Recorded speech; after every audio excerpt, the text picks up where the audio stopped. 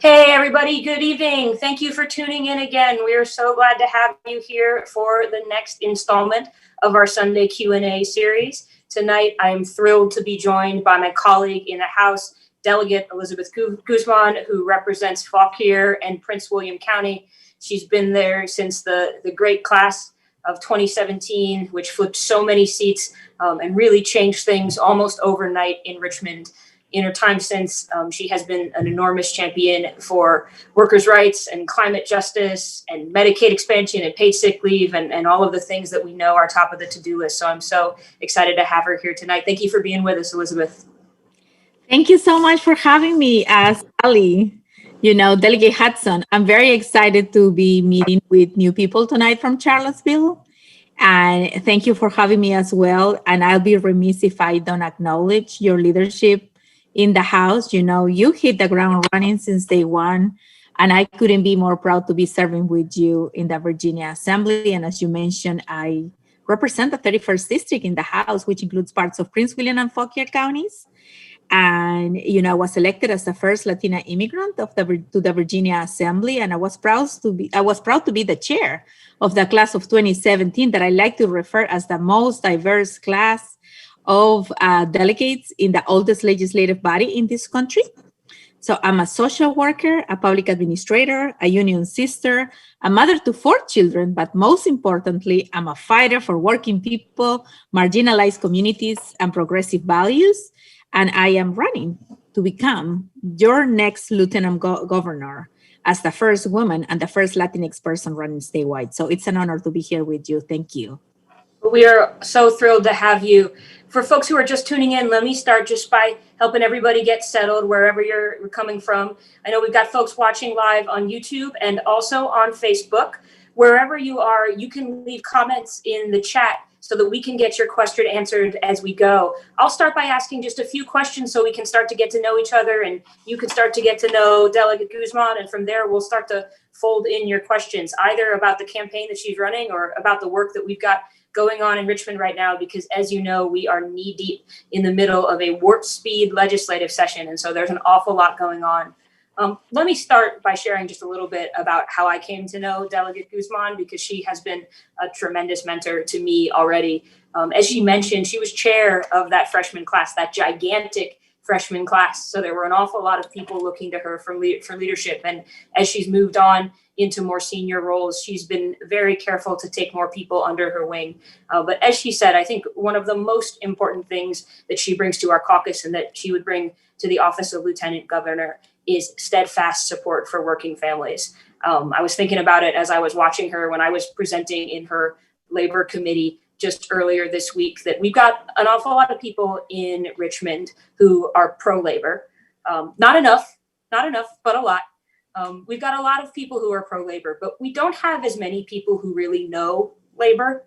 And that, I think, is what Delegate Guzman brings to the table. In my short time serving in office, I have come to understand that things don't really get done unless there is a person who's going to make those projects their top priority, is going to make them the first and the last thing that they think about when they get up in the morning and before they go to bed, because there's just so much to do. And I know that when we're talking with Delegate Guzman, that she's someone who is going to put working families as first and last thing in her mind, always, whether it's hers or it's yours. And so I'm so excited to talk with her about what she's already accomplished and what that means and what our priorities are for this session. So with that, I know you've already told us just a little bit about who you are, but we'd love for you to share in particular, how you came to public service after having worn all of those important hats in other roles. Oh, thank you, Sally. You never know, one thing about public service is that you never know who's watching.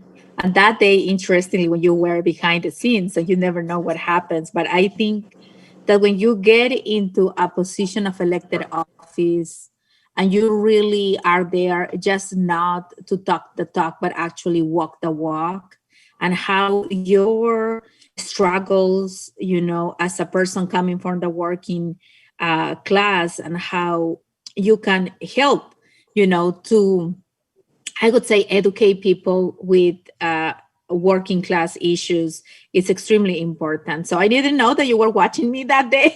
I'm trying to be me because we live in Virginia, before I go to your question, where we are number one for business, which is great, but we should never forget who put us there, and it was the work of the workers who make those businesses shine. So to your question, how I got involved into public service. When I first came to this country more than 2 decades ago, as a young single mother with $300 in my pocket and a little girl, it never could have entered in my mind that one day I would be running to become the first woman and first Latinx person to serve as your lieutenant governor of Virginia. And I was working through minimum wage jobs with no benefits to afford a one-bedroom apartment for myself and my daughter.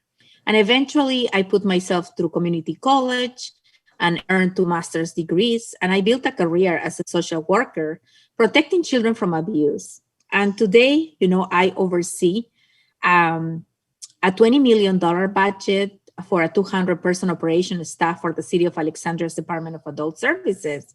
I am the only person of color in senior leadership and also the youngest person. And we serve most of the most vulnerable populations, including seniors and people with substance abuse disorder.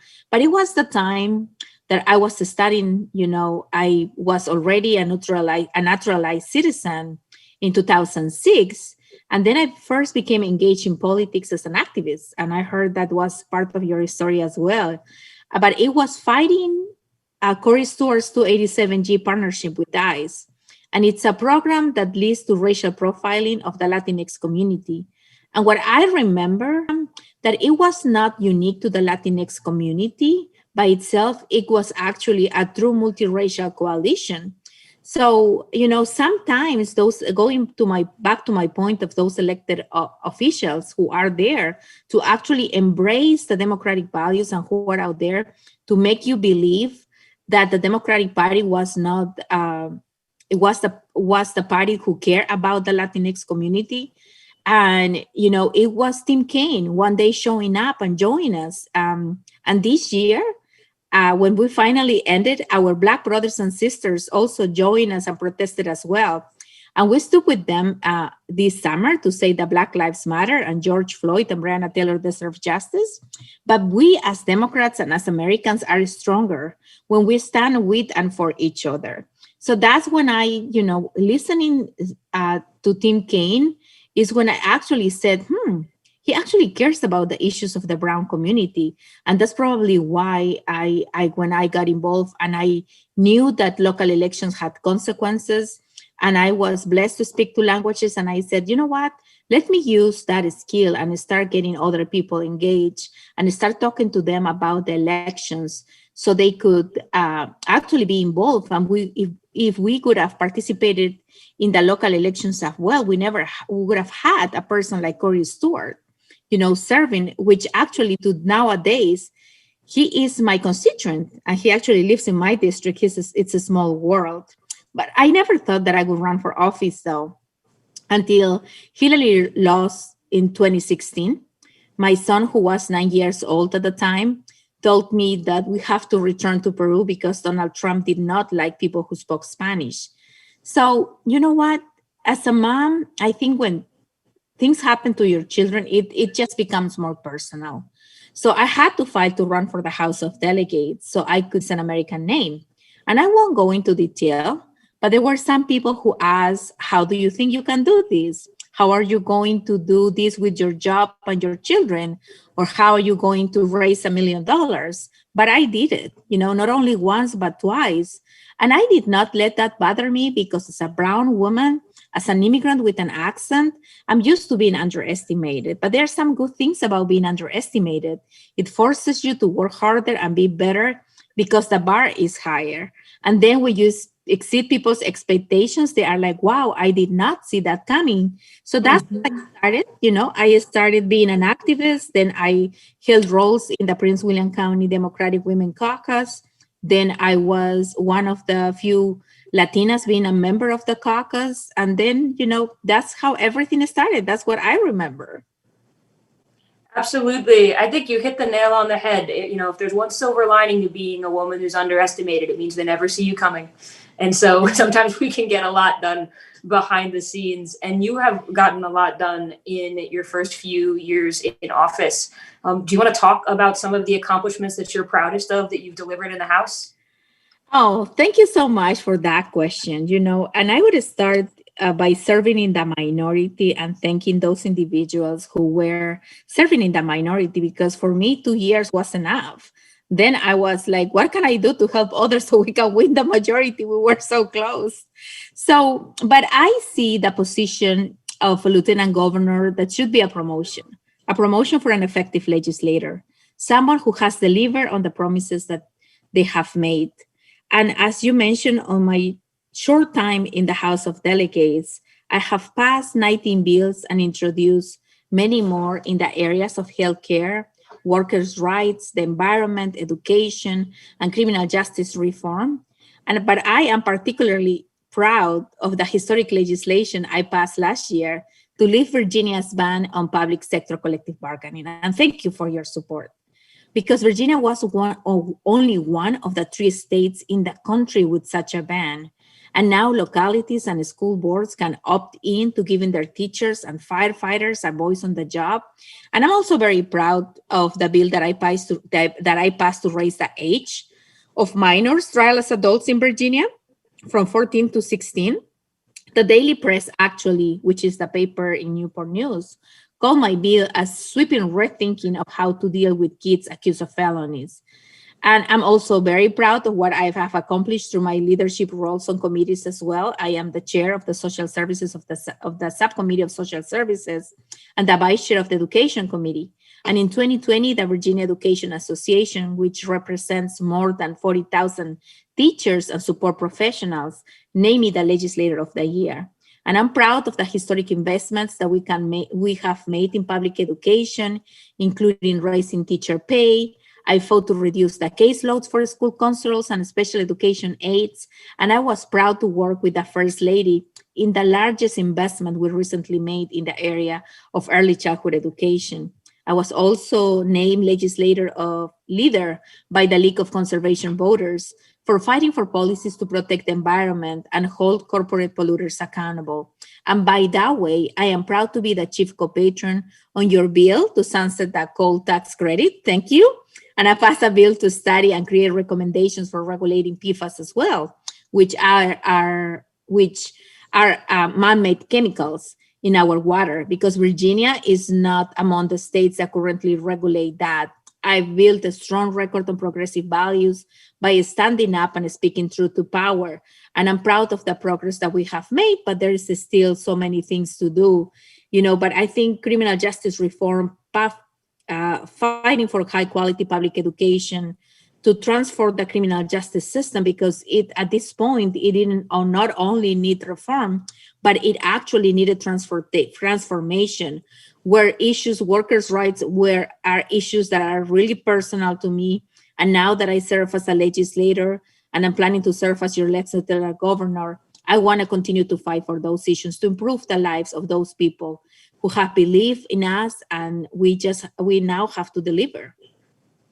Absolutely. A lot of politicians love to say that they'll stand by our public schools when they're running, but I think it takes a special kind of legislator to know what it means to really deliver for our public schools. That it's one thing to stand up for them in the newspapers, but it's another thing to do the really deep structural reform that you have, like collective bargaining rights, to really give our educators and all the vital staff in our schools a seat at the table, because it's one thing to hand down new policy from above, but it's another thing to let people buy it and shape it with their own hands. So it's a really special thing that you've done here, and long overdue. And I know that you're just getting started. Those are some of the bills that you've already passed. What are you most excited that you're carrying this session? Well, I've introduced several bills and budget amendments this session, but my top priority this session is to pass a paid sick days bill for essential workers. I've introduced one every year since I was elected, because no one in Virginia should have to choose between their health and a paycheck, as I once did. The House, we could, with the addition of the class of 2019, is much more progressive than the Senate. And we have been able to get basic days legislation out of the House in the past, but not the Senate. So I've narrowed the bill to cover 40 hours of earned paid sick time for our essential workers. And those would include, personnel in healthcare workers, food plant workers, home health workers, child care workers, domestic workers, teachers and support staff, and workers at essential retail businesses, as defined by the Governor's Northam's Executive Order number 72. These include grocery store workers, people who work at hardware stores and automotive repair shops, people who work in beer and liquor stores and laundromats, and also people who work in banks, to name a few. These people who have been running the operations of this Commonwealth while we were in the midst of a pandemic. And I'm also working to pass legislation to ensure that non-drivers in the documented community can have the dignity of a state issue ID to allow them to work more actively, to allow them to work and to participate more actively in our community and our economy. I want to thank you for the support and the many people of Charlottesville because you actually, were very supportive of providing driver's licenses for undocumented immigrants. But there are many people in the community who do not have an ID and do not drive, are not interested in driving.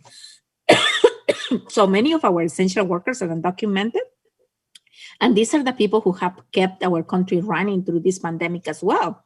And a dignity of an ID sends a message that we see them and that we value their contributions. I'm also working on legislation to create an alternate hiring process in a state government for people with disabilities to ensure better representation for them.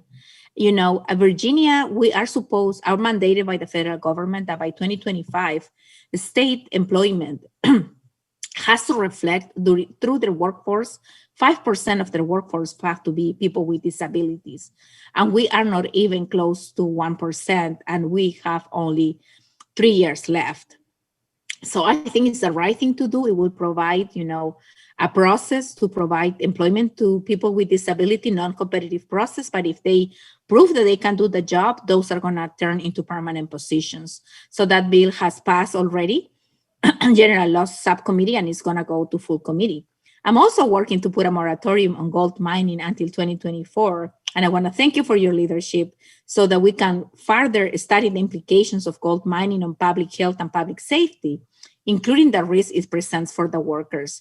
This is a bill supported by the League of Conservation Voters. The Friends of Buckingham brought it to my attention, and you were working with them as well. So as the activists who successfully fought against the compressor station in the Atlantic Coast Pipeline, Union Hill, which is historically a Black community, is in Buckingham County. And they're fresh of one fight, but now they're facing another one. A Canadian gold mining company has been engaged in exploratory drilling in Buckingham County, and they found gold. So gold mining, involves arsenic, mercury, and cyanide that can make its way into the water and food supply. We're especially concerned because the site is so close to the James River. So we just need to hit the pause button on new gold mining permits. And this is not an issue unique to that area. And actually, the Gold Pirate Belt extends from Fairfax to Appomattox. So it's a state issue, and it can have really, really bad implications for the state. I've also brought forth legislation that would make Virginia the 50th state in the nation in which workers' compensation covers repetitive motion injuries. And you see in the Committee of Labor that there are so many things that Virginia needs to do in order to improve their rating of 51 in the country for workers' rights. So I think that's extremely important. Last year turned into a study. We had the JLARC report. Now we hire a national research organization that have provided 4 different options and picking the one that I can think people could be comfortable with to start, but it's long overdue. And I have another bill also that will allow people who find out that they have a latent disease caused by a product to sue the manufacturer upon learning they have developed that disease. So they don't have to, many people, work in a company, they were exposed to a substance, and then next thing you know, they don't have any type of showing any symptoms until 20 years later, and that's when they are diagnosed.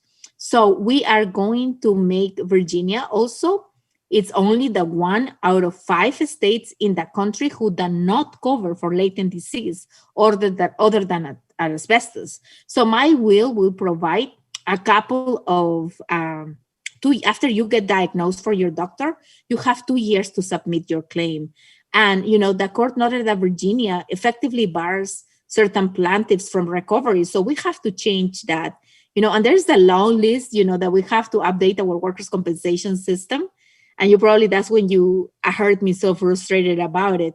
But, I'm glad that I'm very excited about my legislative agenda, but I'm thankful for the support that I get from my colleagues like you, because we would not be able to deliver on all the promises that we have made if we could not work together and understand the issues that are relevant in every single district throughout the Commonwealth.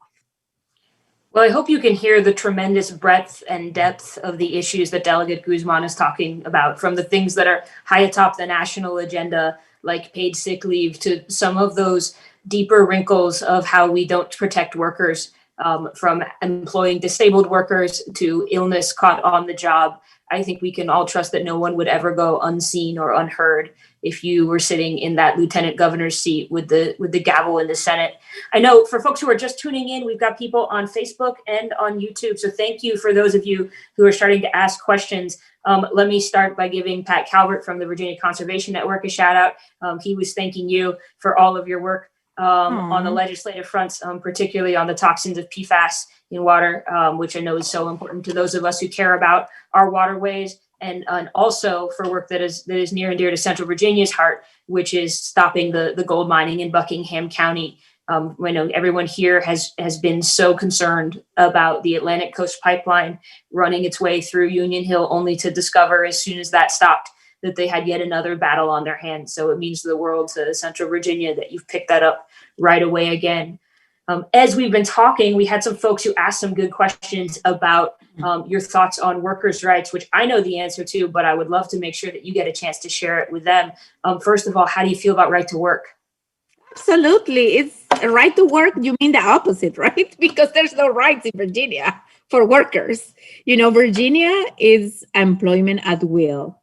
And being a right to work state means that you have no rights.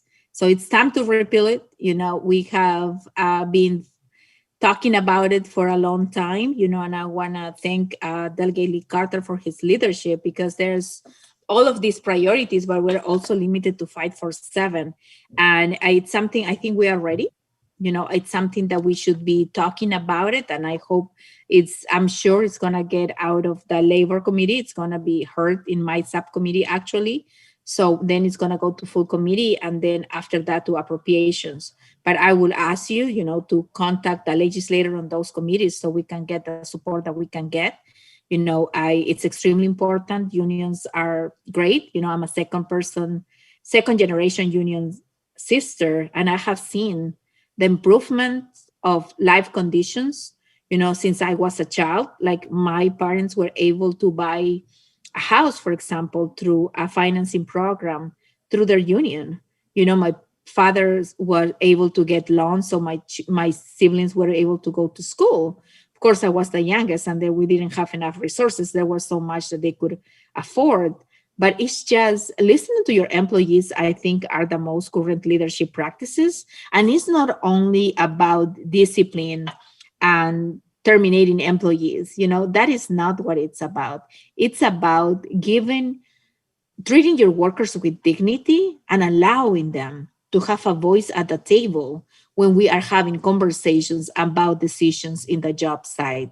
And I think the research is out there to prove that the good way of the most current practice of leadership. So let's bring Virginia on board, and it's time to protect workers' rights. Yeah, absolutely. I think, sometimes people reduce what unions do to make it so small and fit in a little box. It's not just about hiring and firing. It's not even just about pay. It is really about having a voice on the job. And if there were ever a time that could teach us that, I hope it's been this last year, that it's about safety and it's about scheduling. It's about everything that makes your job work. And there's, nothing that you can do, even if you're the wisest boss on earth, to really set good standards unless you actually have your workers with a voice at the table. So it's high time that we get that work done. I know it's something that Delegate Guzman and I are both excited to support, but it's also something that we don't yet fully have support in across the Democratic Party. And so if you're tuning in, particularly from outside one of our 2 districts, I hope that you've had a chance to touch base with your delegate and your senator and convey to them just how important that is to you too. We've got more questions about workers and workers' rights. One coming in from Ron wants to know how you feel about the minimum wage. Oh, the minimum wage. Well, there's good news coming about it. I truly hope, that the federal government is going to take the leadership on increasing the minimum wage to $15 an hour sooner rather than later. Unfortunately, I think that Delegate Hudson and I are on board, that we are ready. But unfortunately, it takes more than 2 votes to get a committee out of the House and send it to the Senate.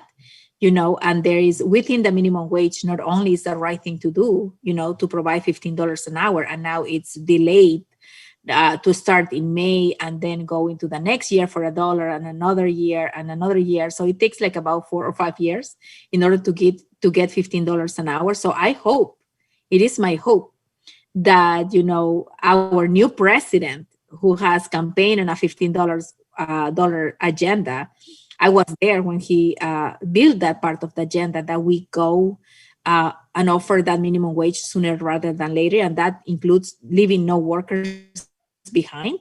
And right now, even though Virginia is number 1 on the agribusiness industry, the farm workers are exempt from that bill. So, it's a lot of things to do, but Virginia, whatever the federal government mandates is what we have to abide by. So I'm very excited that we could get there sooner rather than later. So people could actually, it's no need to have 2 or 3 jobs. And my reality of many years ago is still the reality of many Virginians. And then, you see children not being supervised because their parents have to work hard to make ends meet, to put food on the table, and to pay rent. And in Northern Virginia and in Charlottesville also, the cost of living is so high. So then I think that could allow parents to stay home and spend more time with their children. And anything that could improve the lives of working families, I'm in favor. And we need to do it sooner rather than later. Yeah, you touched on something that's a question we talk about a lot here in Charlottesville that I get all the time, but I never know whether other delegates hear it quite as much from their constituents. So I'll pass on the second part of Ron's question, which is, how do you feel about the Dillon rule and about local options to permit more flexibility at the city and the county level? We run up against this all the time in Charlottesville because we are such a high cost of living community, because we're a pretty blue place in an otherwise red region. So we're often in the position of wanting to try things and pilot new ideas and programs that Richmond might not be ready for. If you were in that lieutenant governor's chair and had a platform, how would you feel about local flexibility in the Dillon rule? I heard from both sides. Some localities really enjoy the fact, of check and balances. Some localities wanted to do more and are ready to do more. So I think the best way to go about it is to allow localities to select what it works the best for them. And I think that's the way to go about the Dillon rule. But that is just one example of the many things that we have to change, across the Commonwealth. But flexibility and trusting on your elected officials, I think there was corruption in the past, and I understand, and I think that our founding fathers, when they, create a system of checks and balances, it was a different days, but now we are living in different times. So I like to have localities to do what they feel is the best for their constituency. I kind of enjoy how, for example, through that pandemic, how Governor Northam and the Department of Education empower localities to make the best decisions for their constituents and their school localities. So if we work for one issue, I think it should work across the board. But I think localities at the end of the day need to decide what works best for them. Yeah, I sometimes say that the state should set the floor, but not the ceiling. So the state should Yeah, tell we us. don't want to, we don't want to be too prescriptive about exactly how you have to do things. We are not there, that's why we have all of these different levels of elected officers so they can make their decisions that are best for their constituency. And at the end of the day, these people are going to be on the ballot next time, and their constituents, if they are not happy, if they cannot change their minds, they're going to change their seats. And that's the bottom line. Absolutely. Yeah, sincere public servants have nothing to fear in an election, I don't think, especially at the state and local level where you can actually just get out there and talk with as many voters as possible and really get a chance to let them be heard and to explain yourself about those challenging issues that we confront every day. I know you also touched on another issue which matters a lot to folks out here in the Blue Ridge. We talked a little bit about Buckingham and the Atlantic Coast Pipeline that Jessica Brown was wondering. Oh, no, excuse me. Was it Jessica? No, it's one of our other folks typing in on YouTube about pipelines more generally. Now that we've got the Atlantic Coast Pipeline behind us, what can we do about the Mountain Valley Pipeline and the future of pipelines in Virginia across the board? We should repeal pipelines in general, and we should stop thinking about that that's the only way to go about it. I think the next one is the Mountain Valley pipelines. And I want to acknowledge the amount of work that the advocates have put behind. They made it possible, and I think it's very important that you never give up, that there's a light at the end of the tunnel and we need to continue to fight, and I like to relate what happened in 287G. It was in 2006, 2007, when I thought that we will never see change. And look at now, it's 2020. In 2020, we were able to repeal it. So I would say continue to have your voices heard, continue to stand up, don't give up, and continue to fight what you believe in. When you talk about the agreements with your local jail and with ICE more broadly, I would love to hear you talk a little about how you see the future of immigration policy in the Biden administration, because I know that in addition to your many duties in your district and then in Virginia, you are also a very active advocate in national organizations for state legislators and for Hispanic legislators more broadly. And I get lots of questions from my community about what next and what do we need to be doing here in Virginia to both support the Biden administration, but also to challenge them to move faster and to meet the needs of all of our immigrant residents. What are your top priorities for this new president that we should be telling him when we get a chance to talk to our congressional delegation? Well, that's a very good question. I was serving at the National Latino Leadership Council for the Biden-Harris ticket. And one of my requirements before I joined the team was expressing the need of immigration reform in this country. And I would have not joined if I could have not been told and been fighting and being told that would happen. So the good news is that it's going to happen within the first 100 days. That's the commitment that we have gotten. The immigration system in America is broken, and there is so many things that we need to fix, but I don't think that we have to continue to separating families. We cannot continue to separate families at the border. We have to stop treating immigrants who are just looking for the American dream and to provide a better way of living to their families as criminals. That's not America. America is a nation of immigrants, and we are proud to be called a melting pot. So if these people are behaving according to the law, if they are paying taxes, you see the amount of support that we got when we fought for driver's licenses from documented immigrants, the amount of families that came to my office and probably to yours too, Sally, telling us, everything that I want is have the peace of mind to go to work and knowing that I am driving legally. I'm not a criminal. Everything that I want to do is work. So our immigration system is broken. There is so much corruption for people crossing the border. We don't talk about the coyotes, who are actually the people who get paid in order to bring these people to the border. We don't talk about the stories about these girls that get raped in the process to reach the American dream. I think it's time to just pass an immigration reform, allow individuals to provide them a path to citizenship, to these streamers, to these TPS holders that have been in this country for more than 20 years, and they are still working with a work permit, but they have houses they have established here. And I know that former administration wanted to send them back to their countries. That is not right. So let's, start by providing a path to citizenship to these 11 million people who are contributing to drive the economy of this country, that many of them are essential workers with no benefits, to allow them a path to citizenship so we can just continue to be a nation, to be proud of our diversity, and to continue to embrace the diversity that has made this country so unique. I think it's a great answer. And I think it's important for us to remember that our statewide elected officials don't just serve the people of Virginia, but they have an enormous platform to shape what DC thinks about Virginians' values, and be one of those conduits between us and the federal government. And so it's important to put people on that platform who will use it well, and will amplify these bigger things that we need help with. That's perhaps a good segue to a question that we got from Bradley in the comments on Facebook.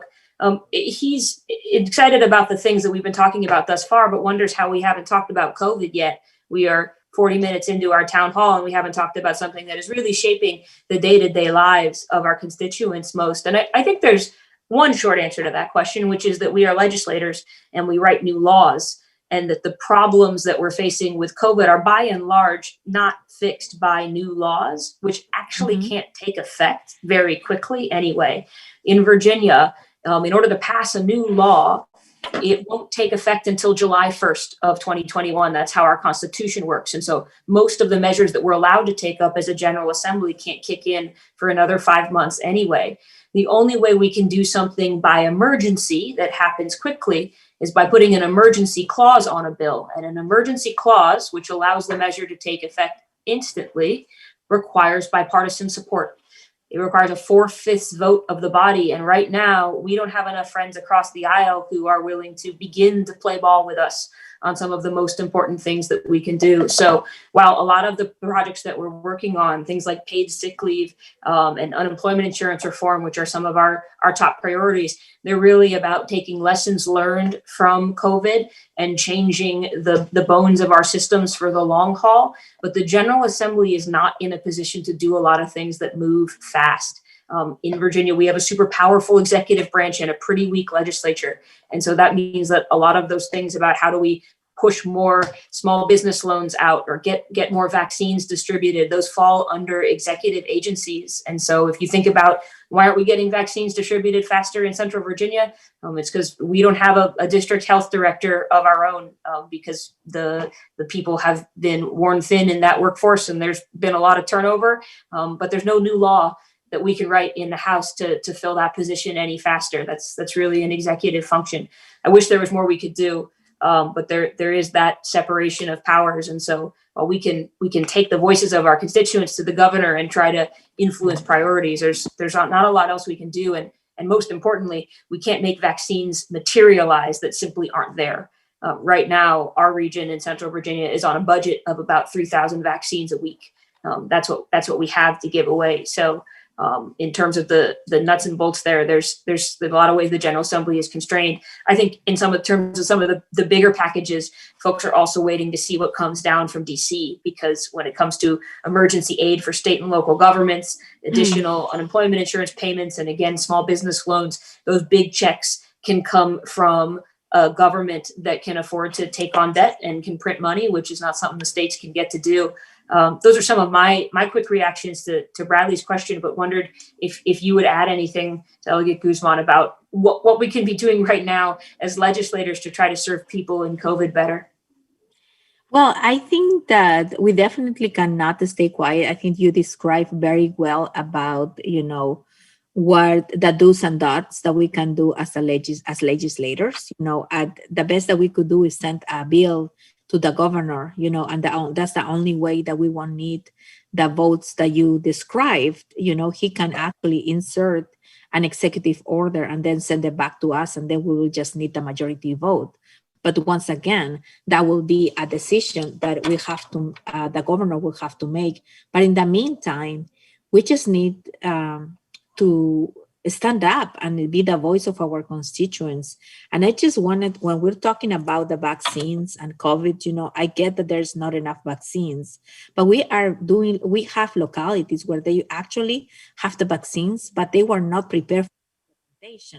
And we have to name names. I'm sorry, but when you are comparing localities to localities and you see that some localities are ready and they are already, on their second dose for their phase 1A, 1B already, but then you see other localities that were not prepared. I would say that it takes two to tango. It comes from the state, yes, the funding and the number of vaccines, but localities and the health districts need to put their part on planning, need to create, recruit volunteers, because I know there's a bill in the Senate, for example, that is going to allow more people to provide vaccines, that are actually physically doing vaccines without having any type of certification.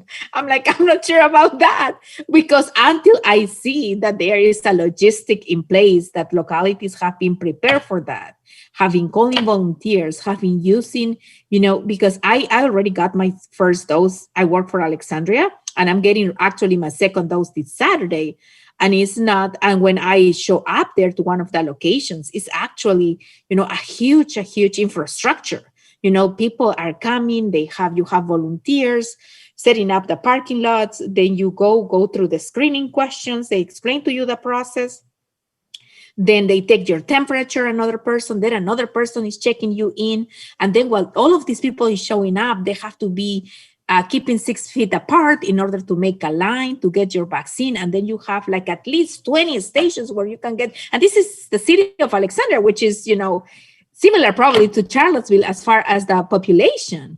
But it's for those largest localities that are behind, we just need to be more proactive, and we have to address, the deficiencies as well. I don't know if you heard, but for example, the health department was using Google Translator on their webpage in order to provide resources to the Spanish-speaking community. After, as a Spanish-speaking legislator, you make yourself available to try to work with them to do better service. But then you see things like this, I just couldn't help it anymore. I'm a team player, but I had to write the letter and said, you know what? Let's diversify your workforce. So actually people who's on the payroll could do these translations and could provide this better service, because what it was saying on the webpage pretty much is that the vaccines were not good. And it's so, as where you're trying to create awareness, where you're trying to tell people this is the way to go, and then people go to your webpage and where they see is misinformation, that is a huge failure, and we need to change it. So I think we will, at least Sally and I know our colleagues will have meetings, with the health department. We're always asking questions. We're telling them to keep us informed when is the new batch of vaccines that are coming up so we can provide it. But also at the same time, contact your health district, contact supervisors, because it's going to take a village in order to get everybody vaccinated. Yeah, that's spot on. I mean, I think that if there's anything that's been true about being an elected official in its time, it's that official job descriptions have gotten really blurred. I think that a lot of us, whether our job is specifically to be in the General Assembly, it's been an all hands on deck, grab an oar kind of time. And it does sometimes get very confusing for constituents in terms of what comes from the state, what comes from the health district, what comes from the city or the county, and from the feds and the CDC. There is really an advantage to having really strong federal leadership that can have all the marching orders coming down in a coordinated way and everyone can fall in line. And in the absence of that, we have had a lot of genuine chaos and lack of resources and coordination at the state and local level, which is always doing things at sort of an order of magnitude smaller than the feds. So for folks who are currently watching right now, we've got people on YouTube and also on Facebook, and we've got about 15 minutes left. So let me toss a few more questions your way, Elizabeth. We have people who would like to know more. We talked a little bit about the pipelines, which is just one feature of the problem that we have with corruption and energy pricing here in Virginia. Steve wants to know more about Dominion Energy and what we could be doing to get the money back to Virginians that they have been overcharged. Do you think that we're really going to deliver Dominion's overcharges back, and how we can fix that problem for the long haul? Well, we're gonna need two chambers to act on it. I'm in favor. I serve in labor and commerce, but I'm just one vote. So we have to just get involved leadership and being able to deliver on that. It's something that I believe in. And I think that we need to have the conversation as far as getting involved, the leadership in commerce and labor as well, speaking with the leaders in the House and the Senate. Because even when we're talking about going back to the point about COVID-19 and how essential workers are not showing up because they don't have paid time off to go and get the vaccine and they stay home for side effects, we are going to have to continue to say that that's the right thing to do. The Dominion, they have plenty of money and they should refund that money to Virginians. It's the where it has to go. And right now, when our unemployment rates are still high, when people are still struggling, then that money will be perfect for Virginia families. Yeah, we pay currently the sixth highest energy bills in the country. And I know that I and some of our other colleagues in the House, Delegate Tran and Delegate Helmer and Supermanium and Van Valkenburg, we've got bills coming up before Labor and Commerce, hopefully in the next week or two, to start to chip away at the many tools that Dominion has used to overcharge customers and get that back. But I think Delegate Guzman is spot on, which is that the House has been on board for a while, and it is really our colleagues in the Senate. We here in Charlottesville and in Central Virginia have been very fortunate to have Senator Deeds, who's been a strong advocate for consumers on his side of the chamber, but he is a little lonelier there than we are when it comes to fair prices for energy.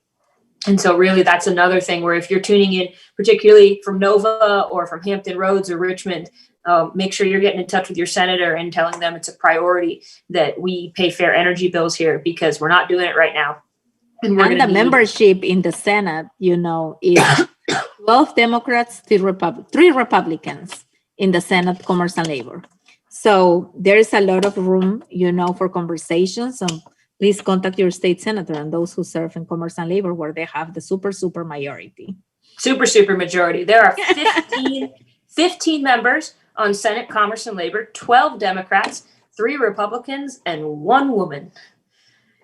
There's 15 members, and only one of them on Commerce and Labor is a woman. And it really affects, I think, how they tackle a lot of things about making ends meet for working families and paying for work and everything in between, paid sick leaves. I think people might think a little different about work and family if we have more women at the table.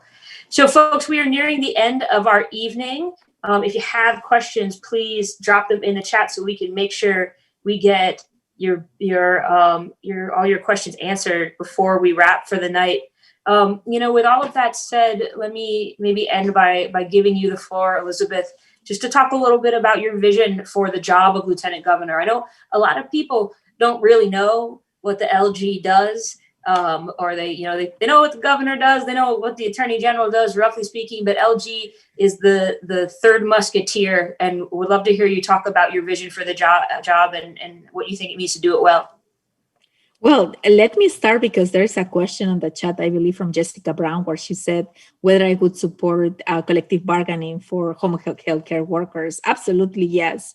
I think our bill got watered down in the Senate, and we need those home health care workers who work actually through Medicaid but have no rights or no benefits. So that's definitely our state employees that also deserve the right to bargain collectively. But to your question, my vision is to elevate that role to the lieutenant governor of an active caucus member, to work with the Senate leadership and with every state senator to pass legislation for working people. The first thing that I will do when elected is to call the Senate majority leader and let him know that I'm planning to caucus with them, that I'm there for their service. In 2017 and 2019, We run on accountability and transparency around the legislative process and our legislative priorities. We deliver on the agenda of our constituencies. We need to make sure the Senate does the same thing. The legislation in the Senate must not only be relevant to the business community, but also relevant to the working families of Virginia, who are actually our base and our voters. Virginia is #1 for business, and we are proud of that. But let's talk about the workers who have made our businesses be there. When are we going to take care of those workers? When are we going to make sure that they have paid sick days? When are we going to repeal the right to work? And by the way, I am proud to be one of the co-patrons of that bill, as probably I know Sally is too. And I also plan to have conversations with the administration using my background in public administration. I have 17 years of experience working in local government, in human services, to weigh in on budget. I want to make the position relevant, to make my role on any commissions I serve really relevant and active. I think it's extremely important to have legislative experience to do that. I'll be able to hit the ground running since day one, as I understand the legislative process. But it's also not only the experience, but it's actually building coalitions as well. We can brand ourselves as progressives, but if we don't deliver on the issues that the progressive communities care about the most, then that's where we fail. We have to listen and be listened to in order to fight for the priorities that we care about the most. And I know Sally and I were having conversations earlier today, and sometimes our issue is we want to accomplish a gold bill, which is 100%.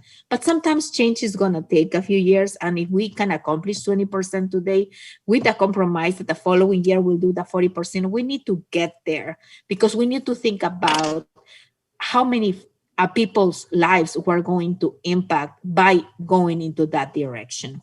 I'm someone who has done that. I've held leadership roles at the party and also legislatively. I was elected as the chair of the freshman class of 2017.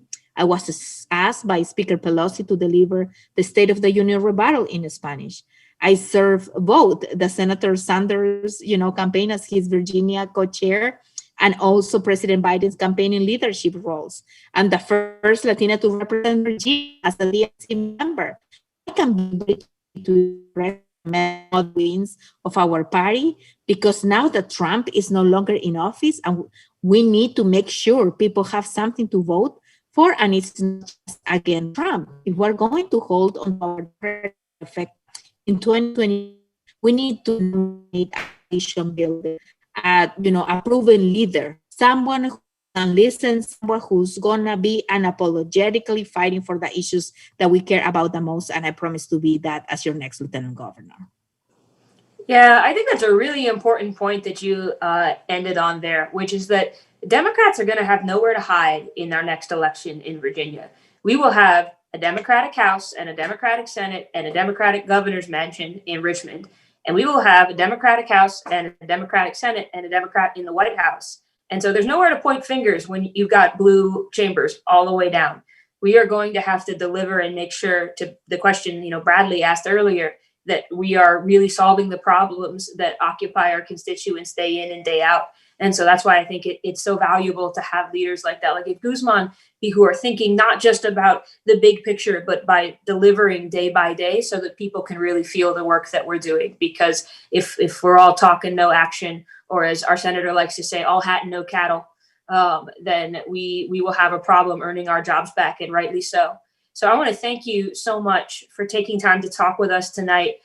Maybe we can wrap by talking a little about how people can reach out to you, where they can find you, and how they can get involved with your campaign going forward, since I'm sure they're excited now about everything they've heard. No, thank you so much. I want to thank you for allowing me this opportunity to visit to your followers and those who are listening across the Commonwealth. Our campaign is up and running. As a legislator, I cannot be asking for money or anything like that while I'm in session. But if this is the campaign that you believe in, I would ask you to visit www.elizabethguzmanforvirginia.com, fill out a contact information card. We are currently, collecting signatures. to be on the ballot. And we wanted to make sure that we get that as of today. I don't know what's going to happen tomorrow because there's going to be a hearing that Delegate Carter and a candidate Paul Guzman for Lieutenant Governor are doing tomorrow, and that's going to be at 10. But as we speak, the requirement is 10,000 signatures to be on the ballot, and we are ready, to prove that we are the grassroots campaign, that we are ready to collect signatures across the Commonwealth. This campaign is not going to be about only Northern Virginia. It's going to be about people in Central Virginia and South Side, Southwest, the Eastern Shore. We have pledged to be in every corner of Virginia, and we are going to continue to hold events. If you are willing, to hold a meet and greet, and you wanted me to visit virtually your neighborhood and you can come people so they can learn about the campaign, we will be extremely happy as well. You can email us at elizabeth@elizabethguzmanforvirginia.com, and we can set that up as well. And we are right now, working really hard as legislators, trying to deliver, more progressive legislation on this short session, that even though we couldn't get the support that we get from Republicans to extend it to 45 days, which was traditionally a short session, but we will continue to work on a special session. So thank you so much for having me here today. Once again, I'll be honored to have your support, and if you are ready to join Team Guzman, I would like to share with you that we have been endorsed by CASA in Action, an organization that is recognized across the country for fighting for immigrant rights. We are the only campaign on this race who have been endorsed by labor unions, 2 already and more to come. So you will not be lonely, and you will be joined to the most progressive campaign available. And I truly believe that it's time to get a progressive woman on the role of Lieutenant Governor. So thank you so much. Yeah, absolutely. Well, thank you to everybody who tuned in. And I know it was Super Bowl Sunday, and so that means that we've got lots of folks here tonight who are committed to good governance in Virginia. If you have friends who are spending their night watching some football, please remember that on both Facebook and YouTube, these recordings will be available, so you can share them for people who maybe want to catch up on their own time as the spring goes along. So please feel free to share these videos, and we will look forward to seeing you back in here at same time and same spot next Sunday to keep these conversations going. In the meantime, Delegate Guzman and I will be hard at work trying to get some more good legislation passed in virtual Richmond. Thank you all for tuning in, and we will see you next week. Thank you. Enjoy the rest of your Sunday. Thank you for having me. Bye-bye.